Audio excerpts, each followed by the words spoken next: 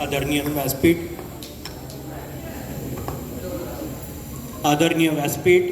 व्यासपीठावर उपस्थित श्री वसंतनाना देशमुख, अध्यक्ष सोलापूर जिल्हा शरदचंद्र पवार राष्ट्रवादी पक्ष, भारत आबा शिंदे,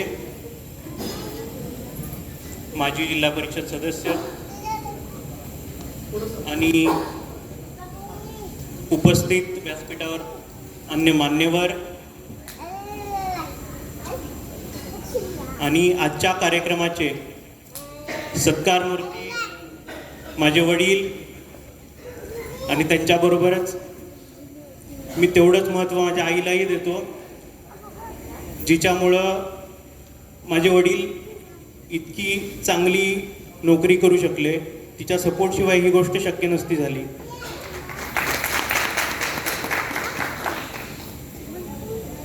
सध्या मी UPSC 2018 मधून ॲज असिस्टंट कमांडंट म्हणून पोस्टेड आहे. सध्या माझी पोस्टिंग नांदेडला आहे. आणि जे काही मी बनू शकलो, माझी बहीण बनू शकली, याच्यामध्ये त्यांनी जे आम्हाला संस्कार दिले त्याचा खूप मोलाचा वाटा आहे.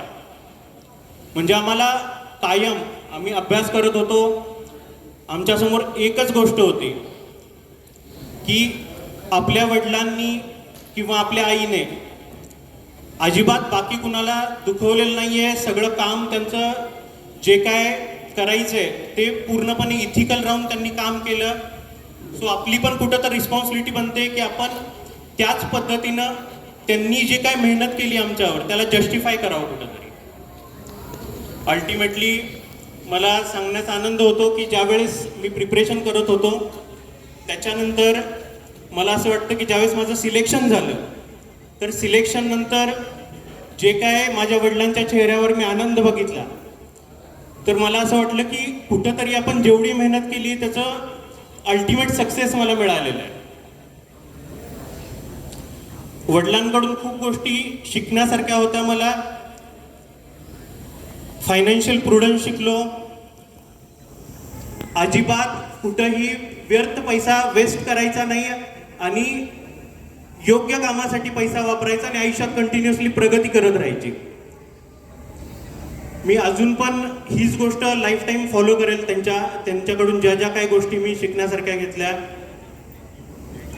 इवन त्यांच्याकडून ही गोष्ट शिकण्यासारखी आहे. त्यांचं एवढं वय झालं आत्ता, पण ज्यावेळेस मला नोकरी लागली, माझी पोस्टिंग ऑल ओव्हर इंडिया कुठेही होऊ शकते, तर माझ्यापर्यंत पोहोचण्यासाठी त्यांनी एवढं वय झालं तरी वयाच्या 52-53व्या वर्षी त्यांनी 4 व्हीलर शिकली की ते कधीही आमच्यापर्यंत इमर्जन्सीमध्ये पोहोचू शकतात, कधीही आमच्यावर डिपेंडन्सी, मला जॉब फ्रीली करता यावा म्हणून त्यांनी ही गोष्ट केली. ही खूप कमेंडेबल गोष्ट आहे आता सध्याच्या जगात. अजून सध्या माझी वाईफ डॉक्टर आहे, तर तिनेही मला हा स्पेसिफिकली पॉईंट बोलायला सांगितला इथं की ती म्हणे पप्पा असे आहेत की आपण दूर राहतो, अजून पण आपली सर्व्हिस दूर राहणार आहे, तर ते स्वतः अजून पण त्यांचं जे काही मेडिकल हेल्थ आहे ते स्वतः time to time medical checkup करतात, कारण आम्ही त्यांच्यापासून दूर आहे आणि त्यांना कधीही एकाएकी इमर्जन्सी पडू नये किंवा पहिल्यांदा त्यांना ही अंडरस्टँडिंग यावी की जर काही प्रॉब्लेम चालू झाला तर ते इफेक्टिव्हली रिझोल्युशन करू शकतात त्या गोष्टीचं.